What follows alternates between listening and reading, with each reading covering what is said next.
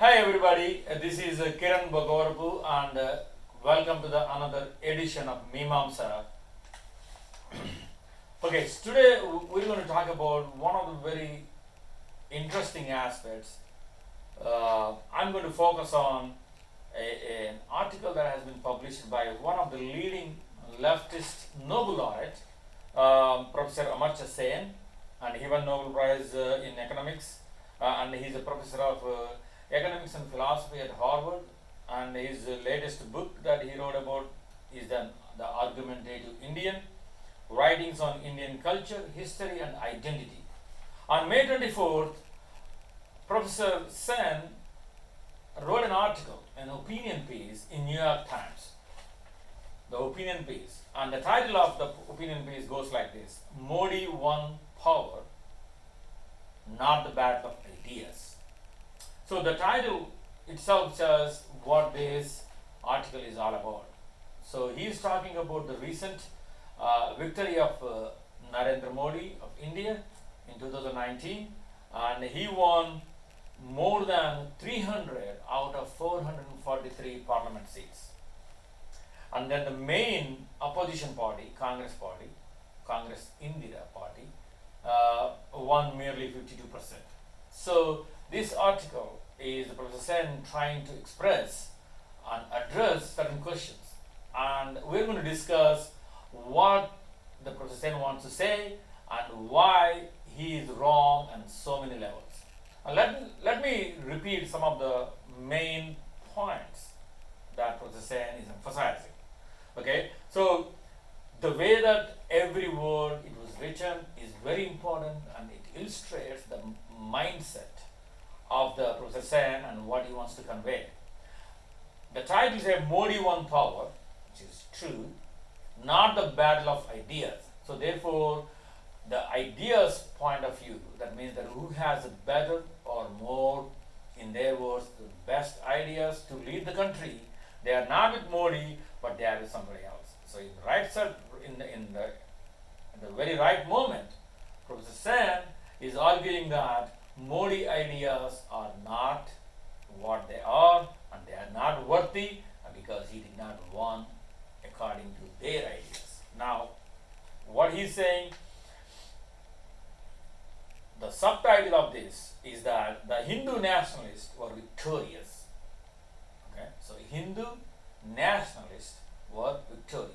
You keep hearing the word Hindu nationalist as a kind of an identity tag for the party that Mr. Modi represents. Now, in the first paragraph is very common, very normal, informing what is happening. Prime Minister Narendra Modi of India led Hindu nationalists, again, Bharatiya Janata Party, which is the party that he leads, to a major victory in the country's general elections, winning more than 300 of the 543 parliamentary seats. In India is a parliament democracy. Those which party won more parliamentary seats has traditionally forms the government. In this case, Hindu nationalist Bharatiya Janata Party. And Indian elections run for every 5 years. So Mr. Modi is going to run the country, if everything goes well, for another 5 years, or his party will be in the power. Now, from the second paragraph onwards, Dr. Sen trying to ask questions and answers. Let me read this for you for your convenience, and I'm going to show it to you. Probably I'm going to put it on my website for you to catch it. But what he says is that two questions he asked: how did Modi do this? And why has Indian National Congress, the old National Party, has been restricted to mere 52 seats? Two questions that Dr. Sen wants to answer. How does the Modi won the elections, and why Indian National Congress? Now, what is wrong with this statement? I mean, there is nothing wrong in asking questions how Modi won it. We have been asking that how Trump won it, or how Hillary Clinton lost it. I mean, both are legitimate questions. Now, the second question is what our objection is. What he says, why has the Indian National Congress, the old national party, now look at this, how he represented or how he projected the Bharatiya Janata Party as a Hindu nationalist party. He labeled that. I mean, that has been a consistent labeling of the Bharatiya Janata Party. Now, on the other hand, the Indian Congress Party, which is actually has nothing to do with the original Indian Congress Party, which led the country to go against the colonial rule, which led the country to the independence. The old national party, okay, by saying old national party, he's just recollecting that, oh, remember the good old days where everything is rosy and everybody wear white shirts and all thing is good and rosy. Okay. On the other hand, BJP, Hindu Nationalist Party, is trying to emphasize an aspect of the party, not the totality of the party, but one aspect of this. But whereas when you say about the Indian National Congress as an old national party, and if you look at if anybody who is the student of political science of Indian politics will immediately recognize that the Indian National Congress Party or Indian National Congress or the Congress Party has nothing. There is no elements of it is left from the very original party. So by this false comparison, Dr. Sen is making one of the fundamental fallacies of equivocation. So you compare a negative to the extreme positive of something else. So you are not comparing same thing.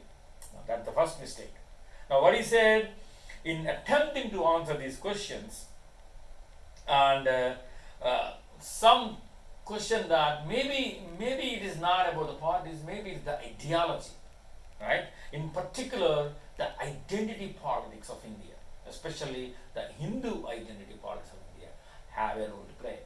But he is going to say that no, that's not the case. So that he is building up a case that how Modi won, that's one question, and how Congress party lost. Okay, so now by setting up this question, this is one of the techniques that all the authors use. You set up the questions by yourself, and by setting up these questions by yourself, you are directing the reader's attention to the way that you want to think them. Okay, you are narrowing their thinking into the pathway of you want them to lead to. Okay, so this is one of the techniques, and that was the technique Dr. Sen has been using it by saying that this is not good, where the good has lost, the bad has won. Okay, in not as many words, he never says good is bad, but by carefully choosing those terminology, Hindu nationalist, so isolating one aspect of the part, Indian National Congress, the old national party, by invoking this word, you want to bring out the historical narration. Okay, now what he's saying, trying to answer it here, in the third paragraph, we're going to repeat what he thought India is. What is that? We are told repeatedly, we means that the people in the left, people on the left side, people on the liberal democracy side, we. So he's now asking the reader to identify who they are. We are told repeatedly that India has changed, and that old pluralistic and secular ideology of the Congress party, of India's great leaders. Now you see that. Now India's Congress party and India's great leaders. Who are the Indian great leaders? And everybody knows that. Gandhi, Tagore, Nehru, and Maulana Abdul Kalam Azad. Okay, he identified 4 great Indian freedom fighters. Okay, I mean, identifying is no longer an effective option. And he also agrees that there might be an element of truth in this line of thinking. Now, what he is trying to do in this paragraph, he is trying to connect. In the previous paragraph, he identified Indian national, the current Congress party as a ideological child or continuation of the old national party. Now, when I say old national party, as I mentioned, that you remember the great leaders. Who are the great leaders? The great leaders, the whole world knows about them. Okay, that Tagore. He's the Nobel laureate from the first Nobel laureate for literature from India. He's one of the greatest. And Nehru is the first prime minister, and Nehru is the face of India for so many years. And what we have, the Congress party he's talking about is nothing but a party of his family. It is not a Congress party that he bring out another one, Maulana Abdul Kalam Azad. He is one of my favorite too. He's a Muslim leader, he's a freedom fighter, and he fought for the country. I mean, there is no question about it. There is no question about it.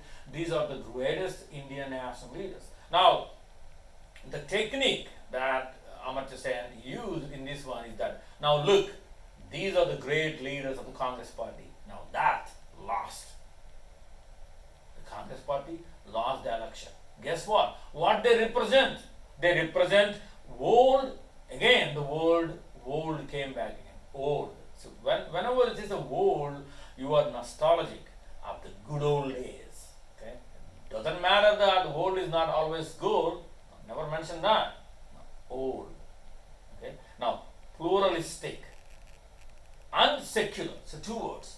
Pluralistic and secular ideology of the Congress party. Okay? Now, pluralistic means that they accept everybody. Now, it contains more people from various races, creeds, religions, whatnot.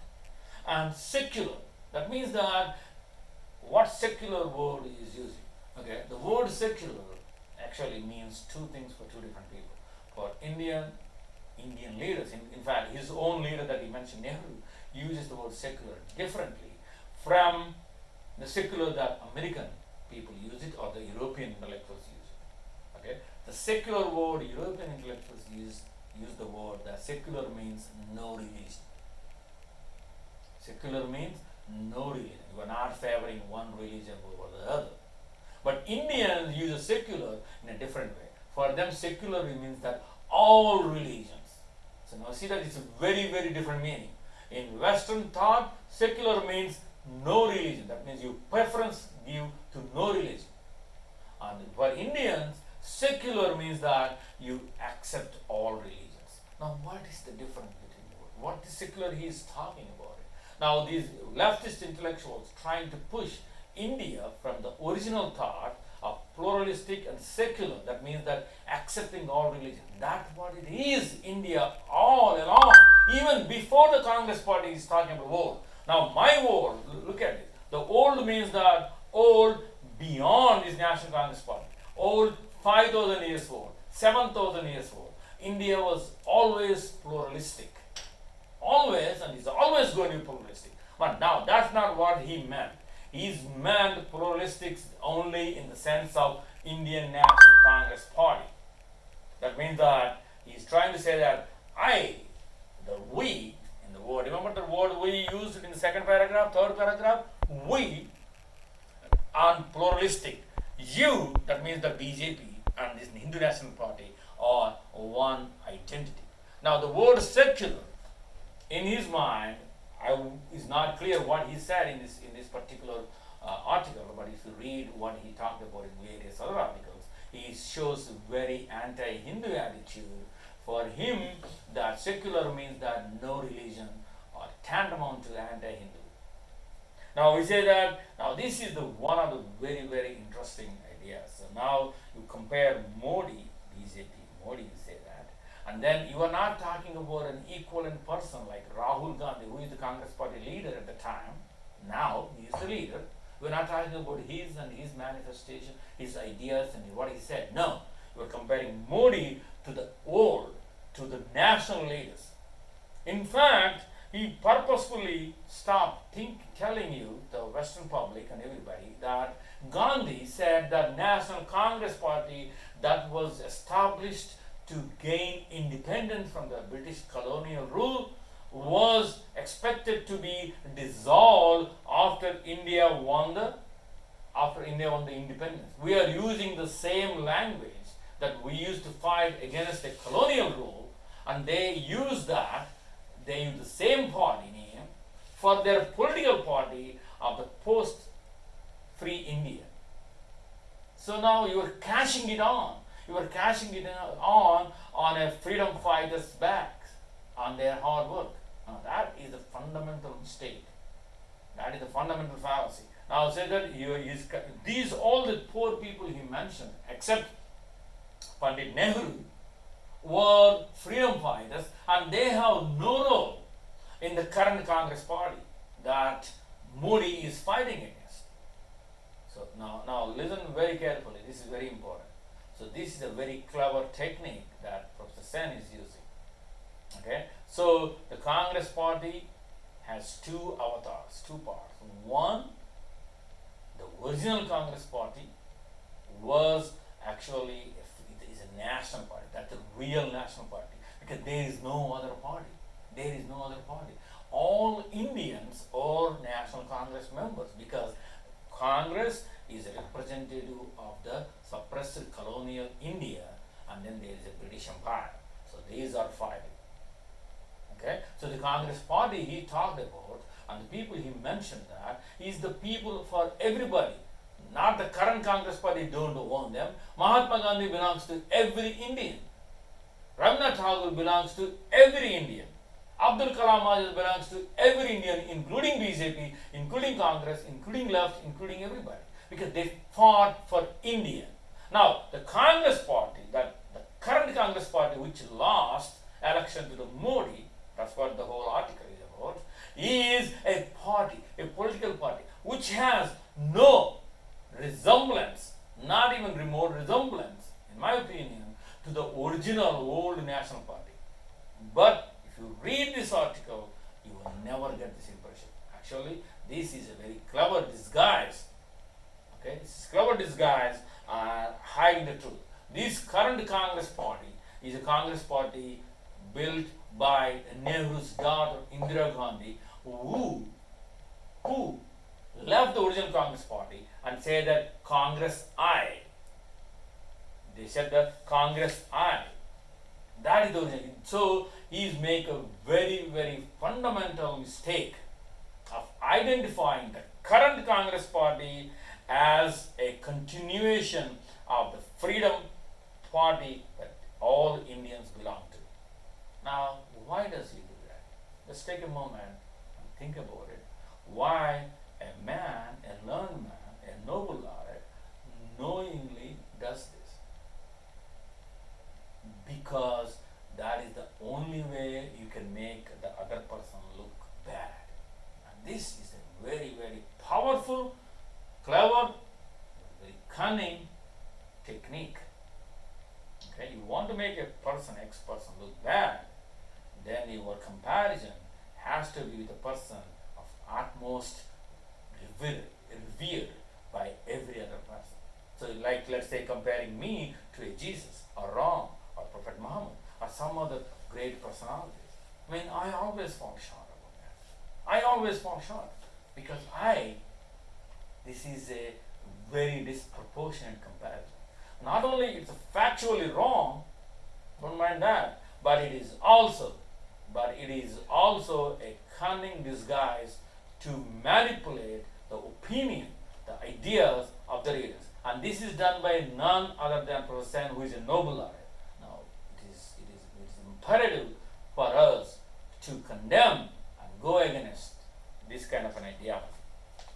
Now, what he says, in the fourth paragraph, after all, though there are 200 million Indian citizens are Muslim, that means more than 14%. This is not a minority. Remember, 14% number of Indian Muslims are second to the largest Muslim population in the world, Indonesia. So India has the second largest Muslim population. Okay, India's population political support for the victorious BJP comes from disproportionately from the Hindus. Now he wants to say that yes, Hindus were voting in favor of one party, but Hindus also voting in favor of the Congress also for 70 years. It is not the first time. It is the first time, or maybe second time, or even one can argue a third time that they have chosen a BJP a majority. The first time they got a thumping majority. But India got independence for last 70 years, and who all the Hindus are voting for? They are always voting for the Congress party. The Congress party are not of Nehru's Gandhi's. The Congress party of Indira Gandhi they have been voting for. The Congress party of the Indira Gandhi. The Congress party, in fact, is the party of one dynasty. One dynasty only. There are no other leaders. It is Nehru, his daughter Indira Gandhi, his son Rajiv Gandhi, her grandson Rahul Gandhi. Now tell me that why Indians have constantly vote for a dynastic party if they are fed up with that party, and what are the alternates they have? And BJP. What's wrong with that? So why I have to be an anti-Muslim or something to vote for a party which I don't like a dynastic party ruling? How do you do that? What are the alternatives you have? No, but the alternatives is not what he is discussing. He is discussing that he is dividing the country, that Hindus vote for BJP, that Muslims are going with the Congress party. Okay? Which is not necessarily true. However, he is going to continue, and I'm going to take a pause. Okay?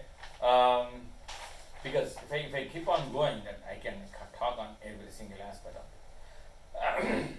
But ideas don't live in isolation. Okay? Which is true. Are there not things happening in our actual lives that influence our ideas? Of course. Okay? Now, stating the obvious. Why anybody state the obvious? Anybody state the obvious? Wait, man. Every human being eats food. By stating the obvious, I am trying to invoke a kind of a sympathy towards what I am going to say later. Okay? These are all psychological techniques. My readers, my listeners, I want you to pay attention to that. And these are all techniques or invented or persuaded. These are persuasion techniques. I'm trying to do that. Now, this way of looking at politics starts the inquiry at a too late stage. So we should have asked this question long back. That's what I mean. Avoiding the question of why BJP today has many more loyal supporters than only a few years ago. And that is actually a fact. BJP, Bharatiya Janata Party, that he is talking about, where Mr. Modi belongs to, is actually grown recently to leaps and bounds. And then people are convinced that they have something to offer, which is true. But what is true that they did it only towards by hate, by bigotry, or is there any other important ideological differences that everybody overlooked? Now, I mean, of course, in the follow-up paragraph, and he praises that how fiery and oratory the skills of Mr. Modi, which is true. He is an exceptional speaker. Now, here he tried to label Modi's speeches something sinister.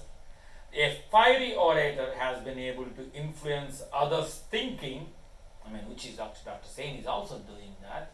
He's not a fiery orator, but he's doing the same thing. He's influencing our thinking by not divulging his information correctly, by lying. Don't mind that. With his striking readiness to make political use of hatred and loathing. Now that cuts deep. Now Modi's oratory skills has been now labeled as hate and loathing. The hatred and loathing. For the people with the different ways of life. Now look at this, different ways of life. For an American leader, different ways of life immediately invokes that, yes, I have a right to live my way of life, which is of course true.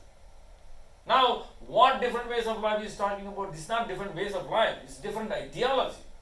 Leftist, rationalist, and liberal intellectuals. Three groups put together, and there are hardly any difference in them. Leftist, rationalist, and liberal intellectuals. Now, who are the other people then? rightist, irrationalist, and right-wing intellectuals. Now, what is rationalist putting there in the middle of this? Of course, we know what is leftist ideology is. It's a communist-driven ideology. We know right-wing ideology is there too.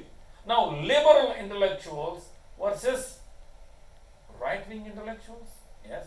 Now, that's still debatable but understandable. Now, all of a sudden, between these two, he invoked that rationalist.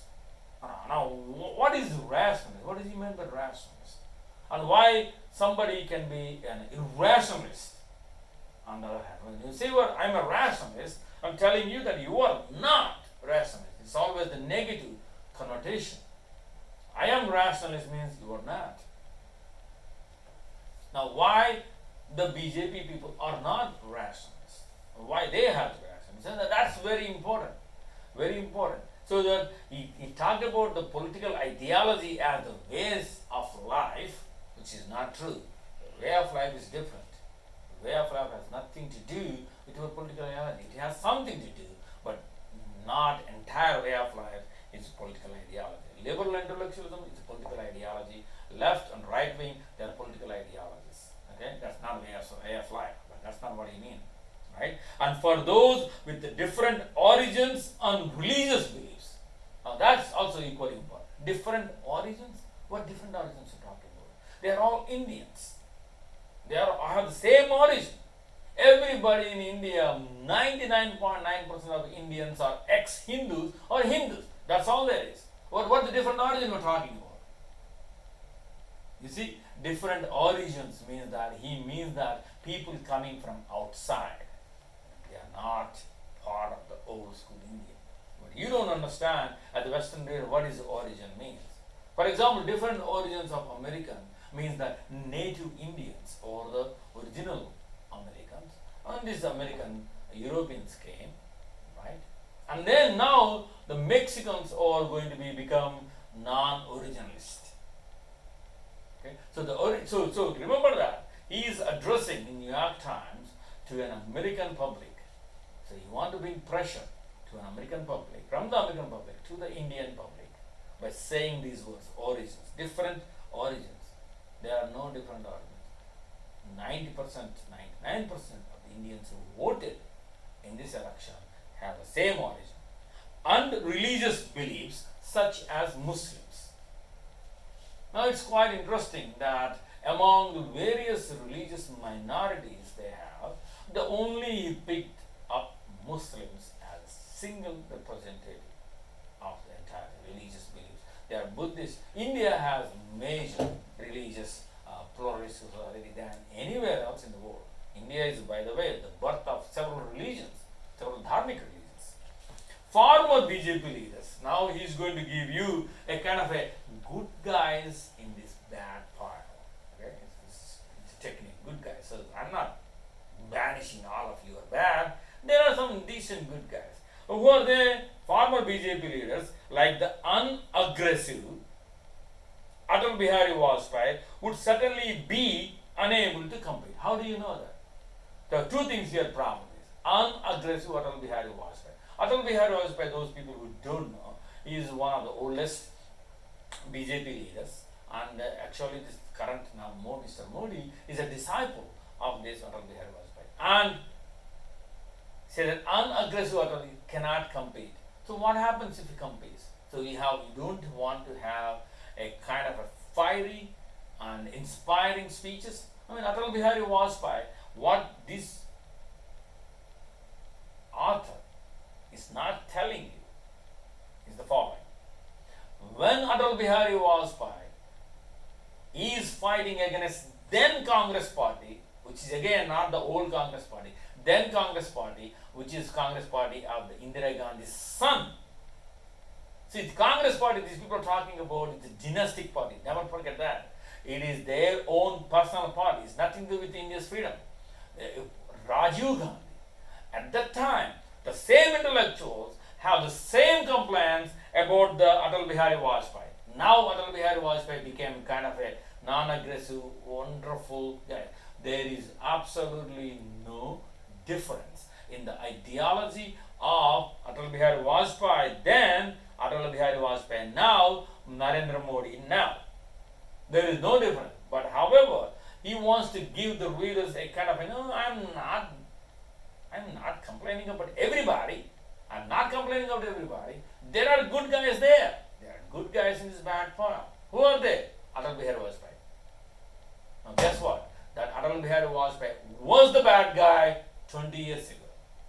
But for the same people, for the same leftists, they complain about him. They complain that he is the worst man. It is not. So, all of a sudden, he became a saint. Now that's, again, a clever technique. Now, we're going to pause here. I think you should stop now. How is it? It's just extempore, just coming out. I can talk.